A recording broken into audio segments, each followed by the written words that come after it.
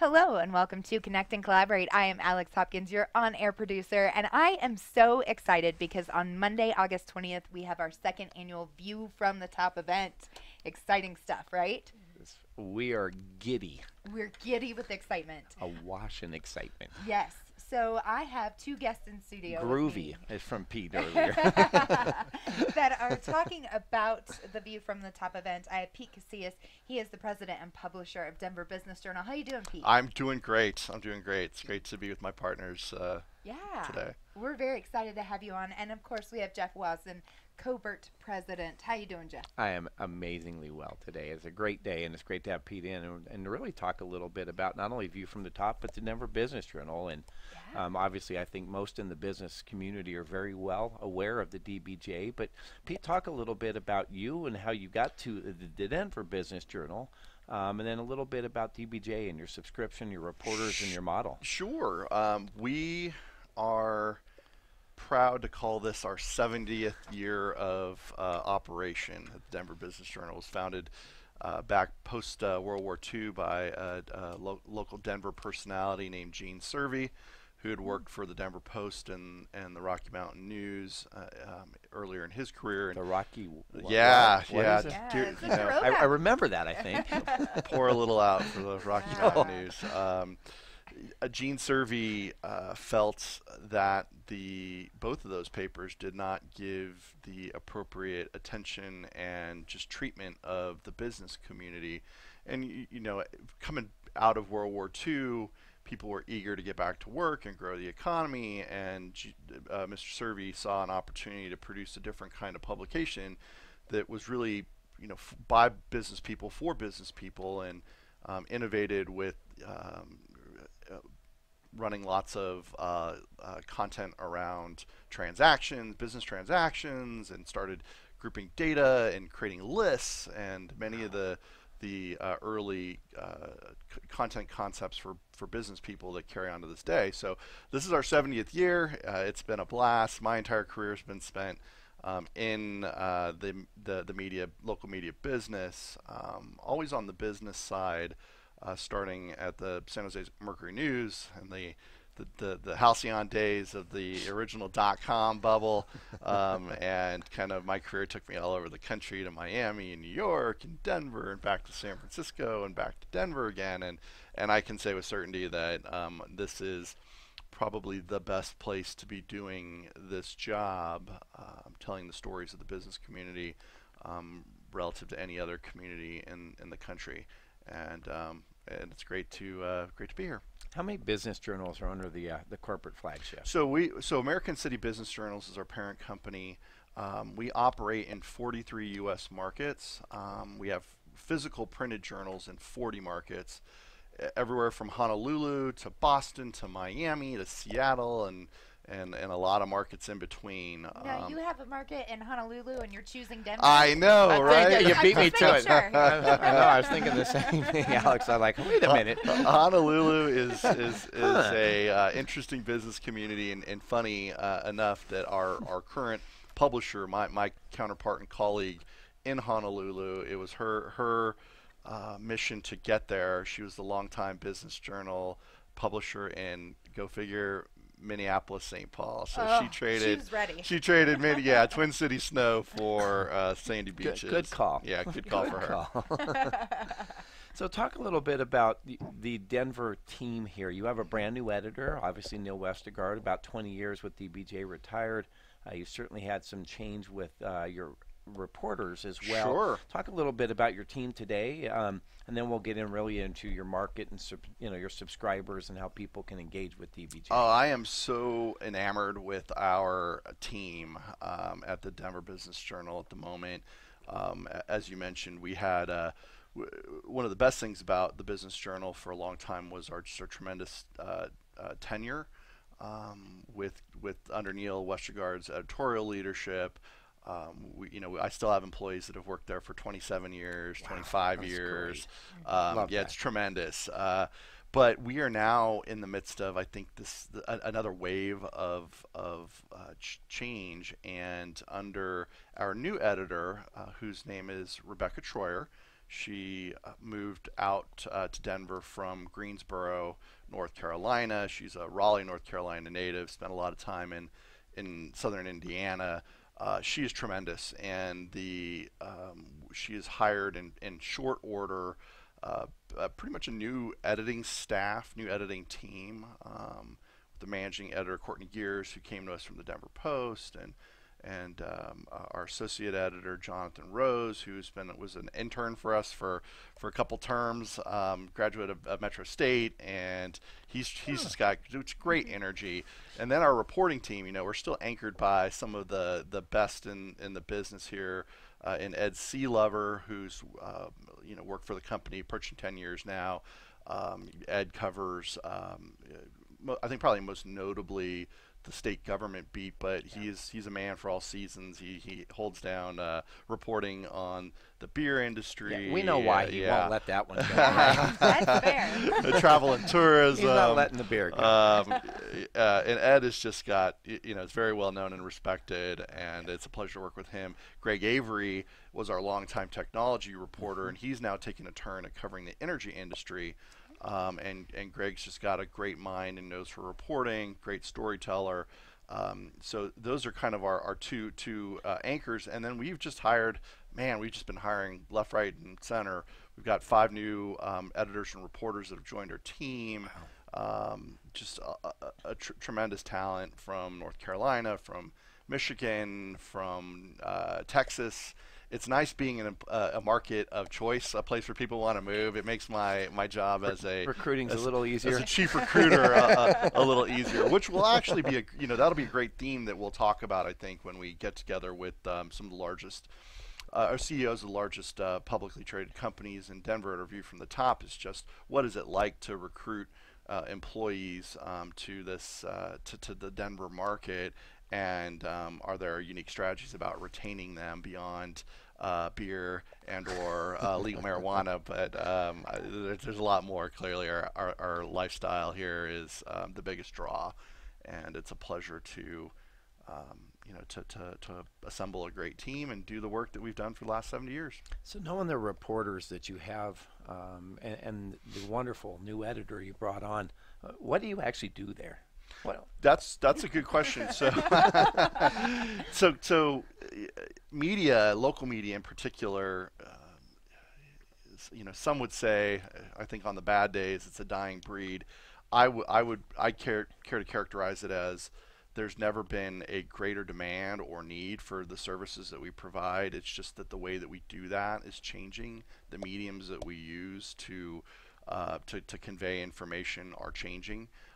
And the companies that are flexible and dynamic and can evolve their business model will do well. And we're doing great. This is a banner year for the Denver Business Journal. I'm proud to say this will be one of our best years financially, as well as editorially, in the last many years. But what we do in essence is it's a little bit of a dance. Sometimes it's more art than science. We're out there with our reporting team canvassing the marketplace, having conversations with people that are in the know, and trying to create actionable intelligence for business leaders. That's really our goal. Our audience is are typically executives from the corner suite on down to folks that are earlier in their career and are very aspirational. One of the big things that we do is produce kind of convening events, and our 40 Under 40 awards program every year, which is now 23 years in the running, is one of the most popular for young executives that are going to do great things in Denver for the many years in their future. We convene business leaders. We report. The reporting is both. It's funny. It's both push and pull, meaning we're trying to pull information out of the marketplace, but then we've got kind of this well-oiled machine that is there to receive information. So everything from press releases to news tips really make the business go. And our goal is to have unique content to break stories, to break news, to have exclusives. That's really what I think our audience looks for us to do, and that's what excites them the most. I actually have a question for you, because I'm sure you hear this all the time. I know that I do.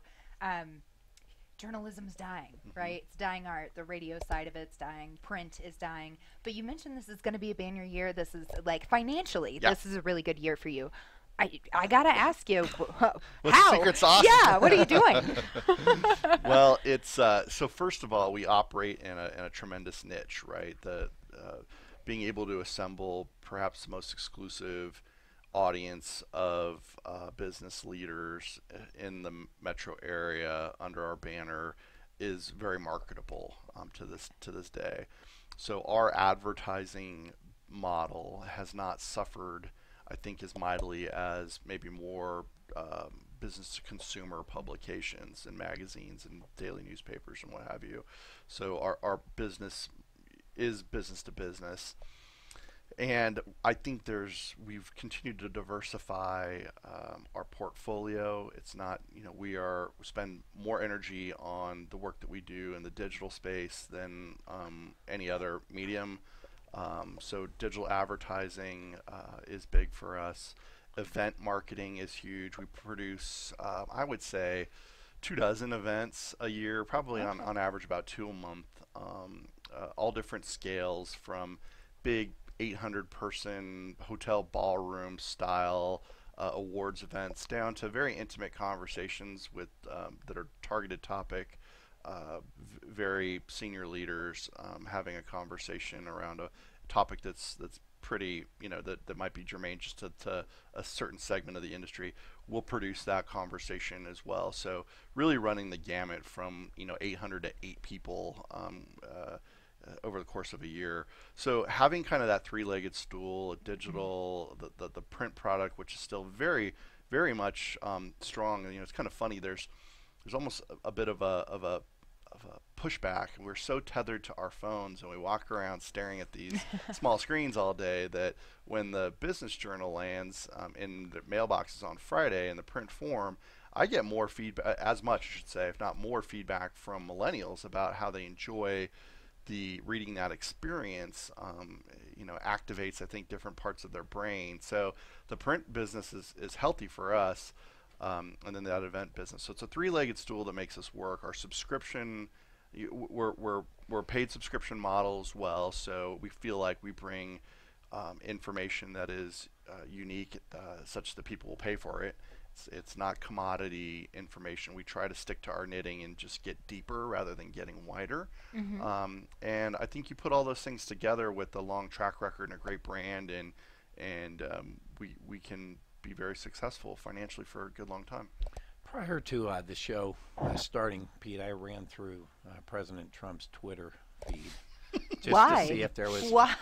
if there was any mention or attacks on the Denver Business Journal about fake media. I am proud to say that you have not been dodged the bullet, been dodged there. What do you think about that narrative? And I know you obviously are a little bit isolated, and I think the respect and credibility of the DBJ is second to none.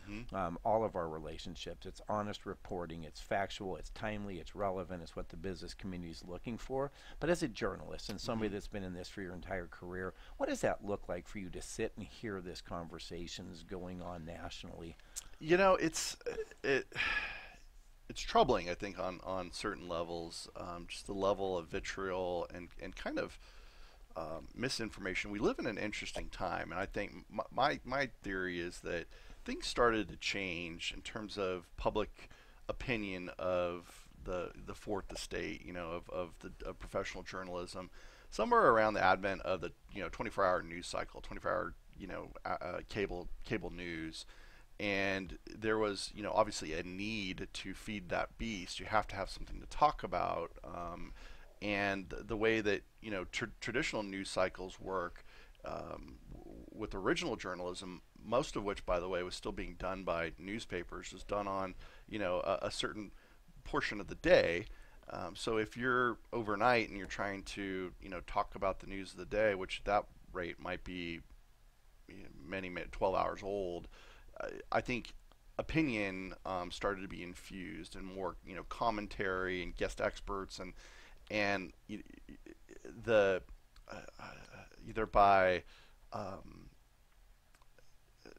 conscious effort or just kind of what ended up happening was some sort of blurring of the lines between what is real hard news, fact checked, independent of bias, and what became kind of newsy sounding opinions that were told through a lens. And so that was kind of, I think, the beginning. And then you move forward to where we're at with social media, and the platforms themselves, were really kind of insidious in the sense that, and I don't think they started out this way, again, consciously. This wasn't a conscious effort, but when you get to a place in the last election cycle where you're only being served up news that that speaks to your kind of presuppositions or your bias that they're detecting from your behaviors of what you're looking, you basically are in an echo chamber at that point, and you're not seeing rational opinions from the other side presented alongside maybe your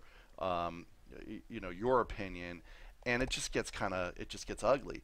So I think all that becomes conflated and it becomes fake news.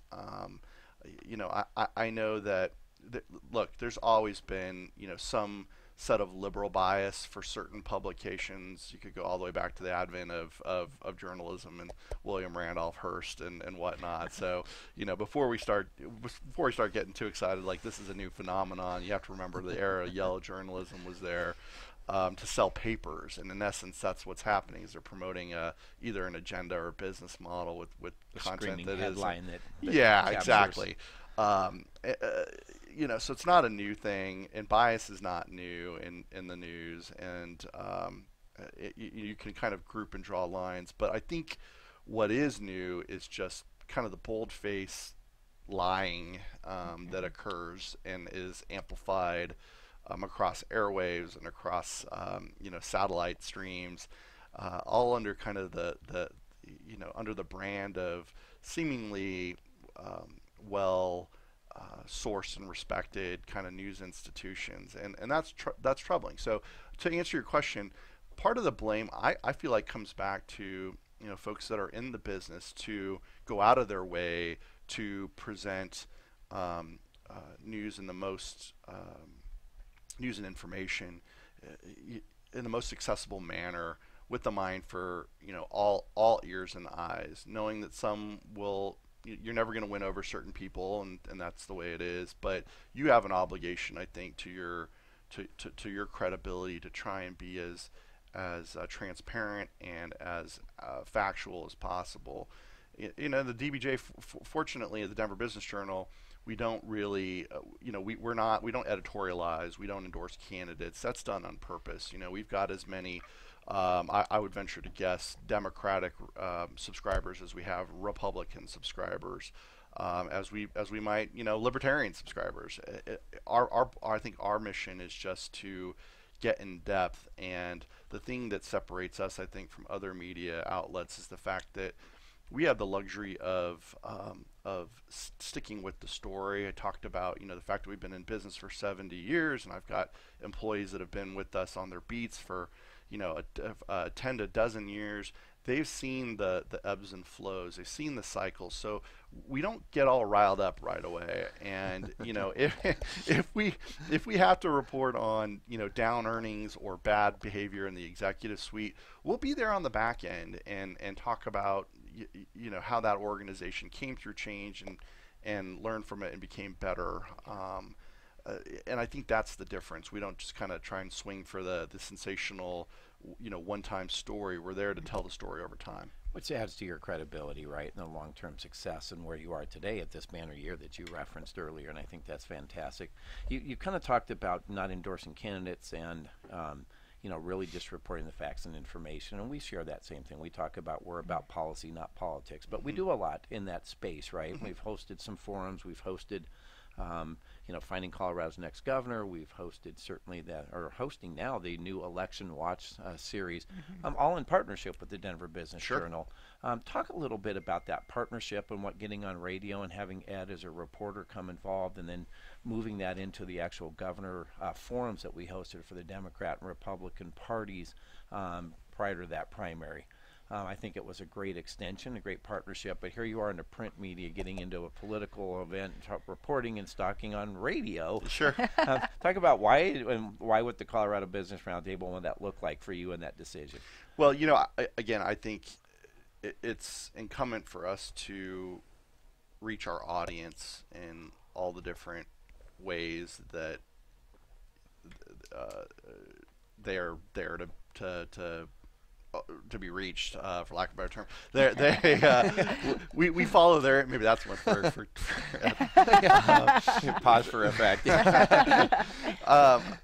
We know that our readers have many interests beyond their, narrowly their industry-driven business needs. That our audience are, consumers of in some cases, products and information that go away from. So you're saying that some of your readers may actually turn on a TV and listen to radio? Believe it or not, is that what you're actually trying to say? And our readers, No, our readers, our readers, they are influencers, and the world of politics and policy flows through business as it has from day one. So I think the way we approach it, and our partnership with the Roundtable in particular, and the work that we do with the Chamber of Commerce, it's important because we need to be in and around those influencers and helping to tell the story with some of the assets that we bring to bear, but then also some of, I think, the personality that we have. So, for instance, when when Ed Sealover, our state government reporter, moderates a governor's debate, which he's done well for many years, I think that adds value to his following of his news content. Gives him an opportunity to not only see Ed do work the craft in broad daylight, which is good. Again, to the earlier point about just being transparent. But it's he's going to ask questions that you're kind of a nightly newscaster might not, Right. because he has a deeper understanding of some of the business issues, and he's kind of been there and done that.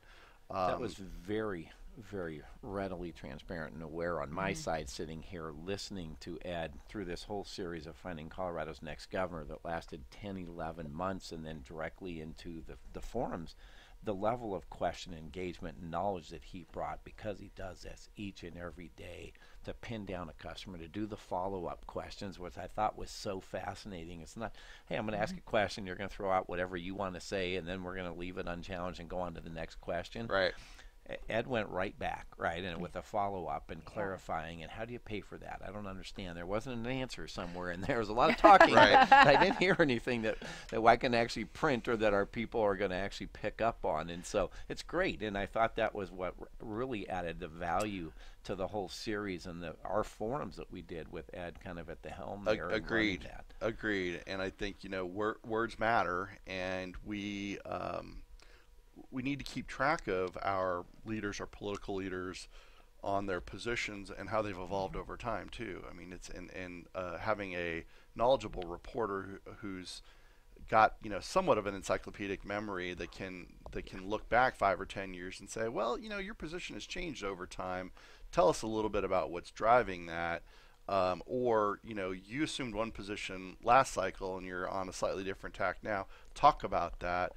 Having the institutional knowledge and the longevity is really powerful, and I think that's important because so many times we claims are made, and sure, there's fact checking, but even beyond fact checking, it's about really putting these issues in context, and no one does that better, I think, around business issues than a guy like Ed Sealover or a publication like ours. That's really our mission, is to provide that context. Awesome. So we're going to be right back here on Connect and Collaborate. We're going to talk about View from the Top. Very excited. All the time in the second What segment. we talk about next will shock you. Stay with us here on Connect and Collaborate. We'll be right back. Welcome back to Connect and Collaborate. Once again, I'm Alex Hopkins, your on-air producer, and I have in studio with me COBRT President Jeff Wasden. How are you? Yeah, good. Whoop. I'm supposed to do that once in a while. I forget The sometimes. woo-woo guy. Yeah. And President and publisher of the Denver Business Journal, Pete Casillas. Thank you for joining us. We're really excited to have you on today.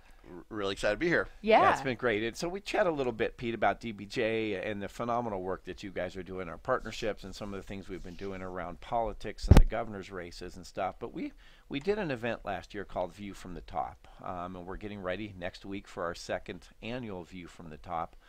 Chat a little bit, because it really was an idea that you saw that was in a very different market, and the idea of using the power of the Business Roundtable and our connections and CEOs to pull this together, not only in an event format, but certainly what you did in print. Yeah. Well, hey, we have no shame, and there are no new ideas, only interpretations of others' ideas. You just made it better, darn it. I saw the Wall Street Journal, little publication called the Wall Street Journal. Maybe. They produced a section called View from the Top. And it was basically a series of interviews with Fortune 100 CEOs, and them just kind of, ruminating on topics that were important to them, but through the unique lens that only so many couple hundred people in the country really have, which is sitting on top of a large organization. And I thought that's a great idea. We should look to do that both in print, and wouldn't it be great to do a live event? And Jeff and COBRT and the Business Journal and myself, we've been working together on a variety of issues, and this really felt like this is the Business Roundtable sweet spot, which is convening top influencers and business leaders around important topics. And our first go from a product perspective was last year, and we produced a section that followed our live in-person event, where we had interviews from 6 different Colorado CEOs, public company CEOs, and it was tremendous. Great reader reaction and response. But what was even, I think, perhaps the crown jewel of that project was the event, the live event that we did. We co-produced, and I still get terrific feedback to this day. So Jeff, so kudos to you for getting for activating the Business Roundtables network. And last year we had great representation from Jackie Hinman at CH2M. We had Ball Corp and John Hayes, a phenomenal job. Terrific guy. He's one of my favorite local CEOs. And then we had really, which was a unique. In the news business we call that a big get. Our big get was Mike Freeze from Liberty Global, and these are people that spend their days traveling the world, frankly, surfacing, working through issues, their companies that are both global in some ways, and also very very domestic, very Colorado forward. And it was great just to have those 3 individuals up there sharing their career experiences and then talking about their organizations. And you'll recall a year ago we weren't quite sure what was going to happen with all the work that was being done on tax reform, with respect to the corporate community in particular. And I think on balance we'd have to say things have gone really well in that respect. Knock on wood. We're now in a different time of tariffs and other interesting topics, and we're getting ready to do our second edition of this View from the Top, Monday, August 20th, at CU Denver South.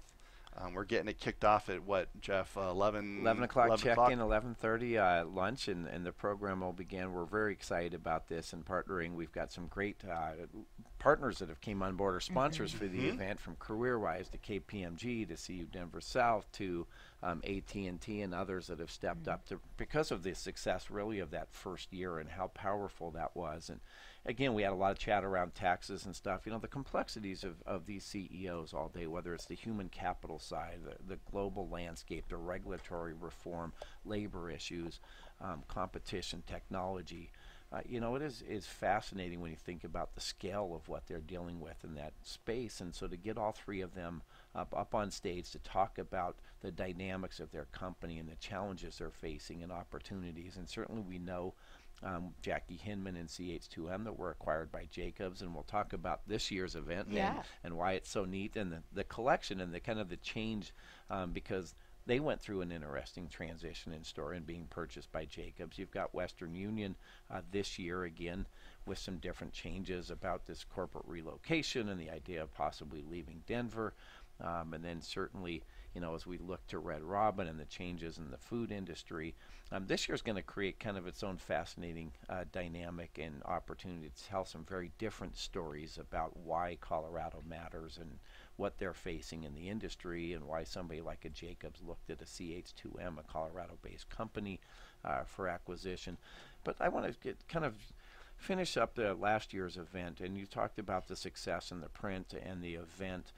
What were some of the things that really struck you that the CEOs shared, right? That insight for those that weren't there, that you kind of went, wow, that was powerful, or I had no idea, or that you really heard from your listeners that really resonated with them. Yeah, I think one of my main takeaways is just how important people are. Fundamentally, to these companies, they are only as good as their people, and I think each one of those three CEOs shared in some pretty good depth about how they need to continue to attract and retain the best leaders. And I think, again, that is part of why Colorado and the Denver metro market in particular is part of their secret sauce, is because it helps them bring the very best people to their organizations and keeps them happy here for a good long time. It's a great place to live. So I thought just listening to them talk in particular, I remember John Hayes just talking about how with passion how important it is for him to have a happy workforce, and that happy people are productive people, and just being so excited about the opportunities for advancement that they're able to provide in their large organizations. Was inspiring, so beyond, the ins and outs of regulation and their posture with respect to taxes and what have you. It's just hearing them talk plainly about how their products and services make difference in the lives of their customers, and then how the people is so far forward in their mind to them being successful beyond anything you might see on the balance sheet. So I thought that was tremendous. So the readership of the DBJ this year experienced kind of the similar interviewing of some additional CEOs outside of the event CEOs. So yes. I mentioned the three this year, Hickmick with Western Union, we've got Steve with Jacobs, and then certainly Denny Marie Post, obviously, with Red Robin coming in this year. You're going to identify some other CEOs for print as well that you'll continue to be interviewing and then put in the section. That's correct. That's correct. So we are still finalizing exactly who those will be, but you will see, Colorado branded companies from a variety of different industries to kind of round out our terrific, Power 3 that we'll have live at the event.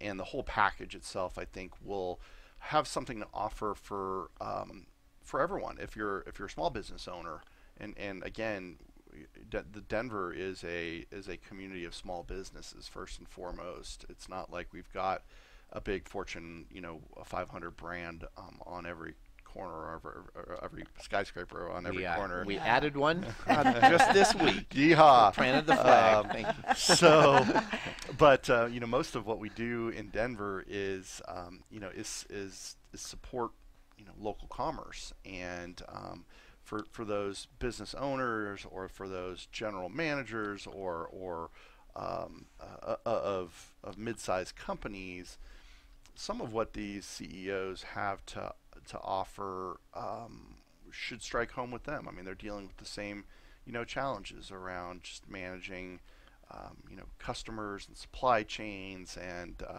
staffs, and I think the big difference is just the scale at which they're operating.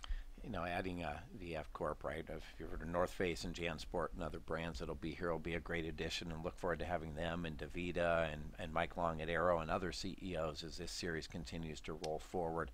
We were able to get a pretty powerful moderator for this series too, which I think is incredible. Probably one of the best in the business that we found. I would agree. Tell me about that part of being up there on stage, Pete. You moderated year one, and you're back in the saddle again year two. What does that feel like being on stage with those three CEOs up there and asking questions and that lane you're in? It's actually probably one of the most fun parts of my job.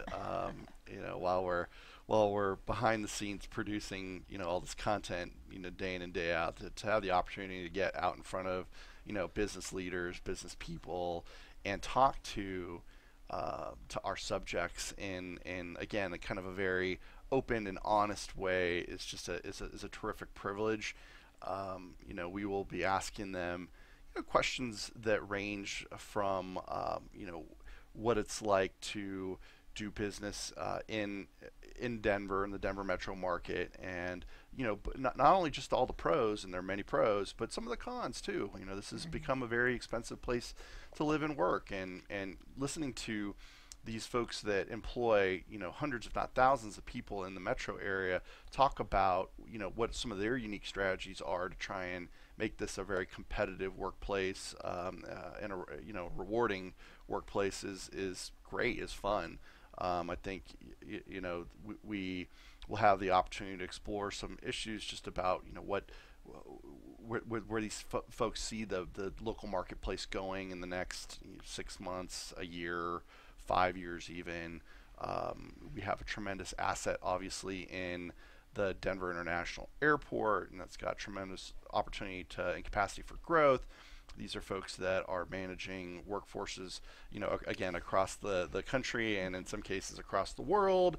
So, their thoughts on whether Denver will truly get to a place where it's thought of as one of the world's cities is an unique kind of storyline to pursue with them on stage.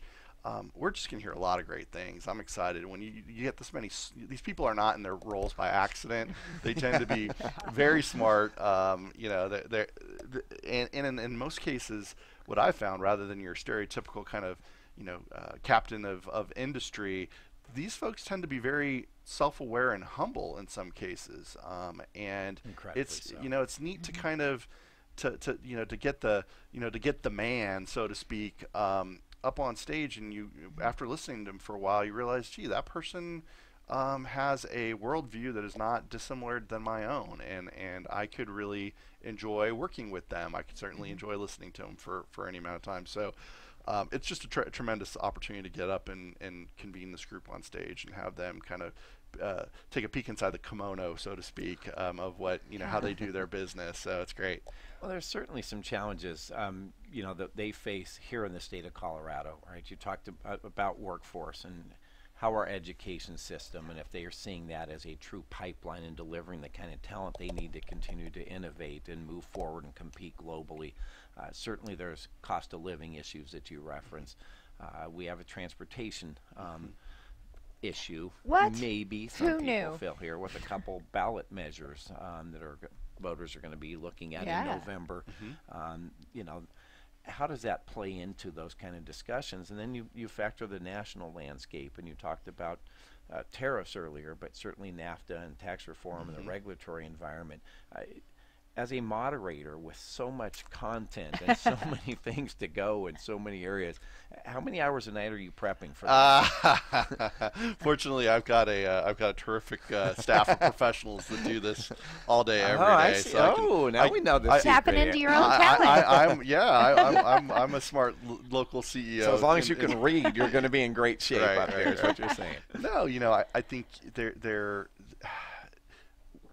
are lots of interwoven storylines that we can investigate with these folks, and and again, I think the main thing is they bring such a unique perspective, and they're so busy that we don't get the opportunity to hear from them that often, believe it or not. So having the opportunity to kind of fire a barrage of questions at these folks that allow them to not only talk about their specific businesses, but also just kind of what their view of the landscape really looks like is the mission for this particular event that we'll be running. And I think the feedback that I garnered from our event last year relative to the hundreds of other local business forums that one could go to in the course of their year in Denver was that the people themselves were really the draw, because while they represent big familiar brand names, there's not really an opportunity to hear from them that often, Right. either because of travel or just because of their intense scheduling. In some cases, it's because they run publicly traded companies and they have to be careful what they say. And we were able to have a very candid conversation last year. We will have another, I think, very candid, open conversation this year, and we'll have an opportunity to get to know these businesses and these individuals better. And I anticipate the feedback will be every bit as positive. One of my favorite things that we did this year a little bit differently is that I got to shadow your reporters, right? So when they went to interview Danny Marie Post and Hickman and Stephen from Jacobs, I got to tag along, and we brought a camera in. So we're going to have that series air next week after the event. We want to make sure you come to the event and get the real juice, right, of the deal. But it was really cool to go along with Ed and Monica and Kelsey to see the way that they do their interviewing. It was awesome to see that, right, and to get into the meat of what exactly that they do.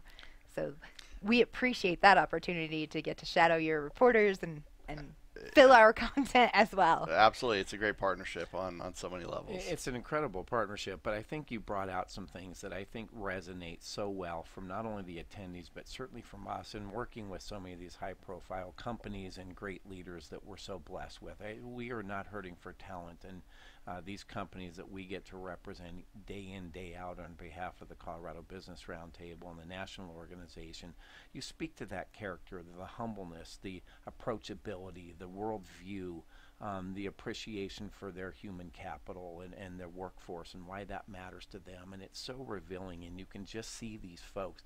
They are incredibly busy. If you've ever planned an event to try and get a keynote speaker, try and do that times 3 and sing 3 incredibly powerful CEOs running companies.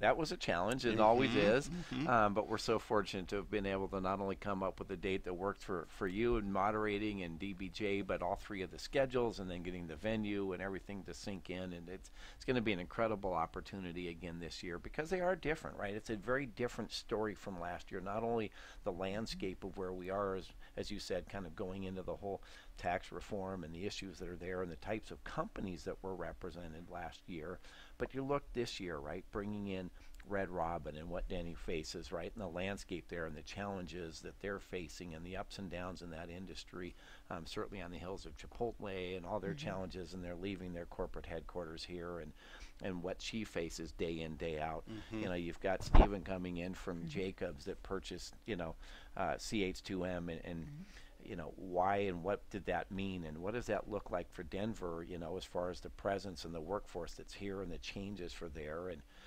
Western Union is known all across this globe, and having Hickmick that's decided to continue to plant the flag to stay here, you know, why, right? What was the lure? I guarantee you, he's in the financial business. There were people wanting to throw money at a guy that deals with money all day long to relocate. You know, again, what was that story? What's the draw? What was compelling to him to stay here? And again, in this new landscape of what does an actual trade policy look like today, right? What does the NAFTA reform look like? Export-Import Bank's going to be back up for reauthorization. You've got a big regulatory rollback right now in this current administration. How is that impacting business on top of everything else? And you've got, you know, we go into tax reform 2.0 that's under works right now. What are the impacts? What are they seeing? you're going to have an incredible time to fit all that in.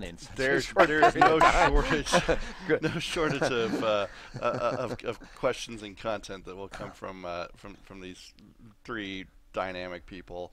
And I think each one of them has recently or will recently move through a very specific process where they evaluate what it's like to, as you said, kind of plant your flag and continue to plant your flag in Denver. And even if in the case of Western Union, it's the drivers between moving, 2 or 3 stops up the highway, and why and what does that mean? And I think we'll hear, comments about just the prevalence of public transportation and how important that is to them, and we will hear, comments from them as they've kind of moved through their very, very specific processes around, stay, go, expand kind of analysis about cost of living and the labor pool beyond just the cost. Like, do we have enough people for certain key jobs? And if we can get to that level of discussion, I'd be fascinated to hear if Denny Marie Post has issues hiring for certain jobs, and which ones are they, and what are we doing about that? And is she sharing that information with local pipelines of talent, be that the university system or in some cases it goes all the way down into K through 12 education, and I say that rhetorically because I know that she is having those conversations. Do we know if she's bringing bottomless fries or gift cards? Have we heard anything? Confirmation on that? It would be. I'm good for a black and blue burger by the end of this time. A lot of talking makes me hungry, so that would be terrific. I thought they were catering. No, I'm just teasing. Yeah, no, they certainly have a fun brand, and what she has done for female executives, both in terms of the participation of women on their board of directors, which I believe is the highest in amongst Colorado companies. She has more women on her board than any other company in a public trade company in Colorado, which is impressive.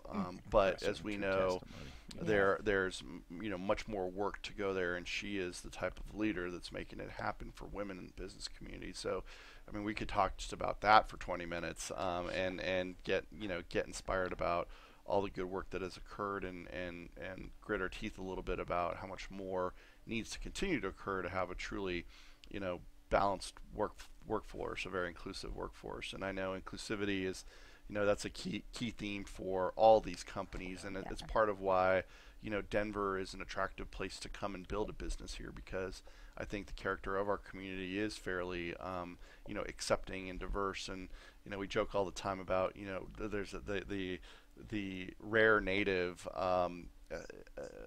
Coloradoan, but there's some truth to that, and from the other side, which is people just love to move here. This is a place. I saw on the sign on I-25 South, "Welcome to Colorful Colorado." Someone put the sticker on there, "No vacancy." And Kyle Clark and 9 News had fun with that this past week. Good. So yeah. it's an interesting place to live and work for sure, and we've got some great leaders that will talk us through their experience here running very large organizations. It'll be a unique conversation. It'll be fast moving, as we talked about. We'll have way more things than we'll ever be able to get to.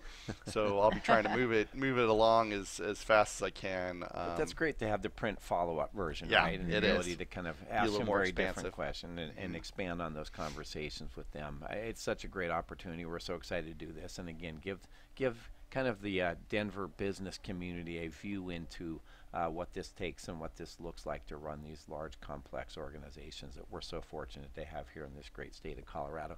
Pete, we've got about 20 seconds. How in the heck does somebody sign up and get a subscription to DBJ? All you need to do is go to denverbusinessjournal.com and click subscribe, and we will have you join our merry band of informed business leaders. Awesome. And also check out COBRT.com. Go to our events page so you can sign up for View from the Top. That's again Monday, August 20th, 11 a.m. at CU South Denver. Thank you so much, gentlemen. This has been a great show, and I'm super excited for Monday. Thanks, Alex. Thanks, Jeff. We're so excited. Look forward to seeing everybody Monday at CU South. Yes. Thanks, Pete. Thank you. Like and subscribe our YouTube channel while you're here. Have a good day.